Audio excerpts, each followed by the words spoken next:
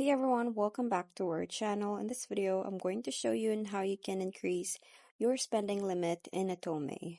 So you can apply for a spending limit increase through the Limit Center in the Atome application. So the Limit Center is where you can manage your spending limit.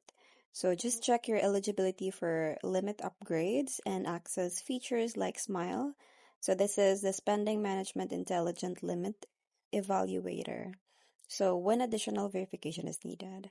So here are the steps on how you can do it. First is just open the Atome application. Tap the card tab at the top left of the home page and then just select the increase spending limit to enter the limit center. So there are lots of tasks available for you in the limit center. So for example, you have to get verified on Smile. So simply click get started and follow the instructions to submit your application. So just remember to check your limit center anytime in the application to view available tasks.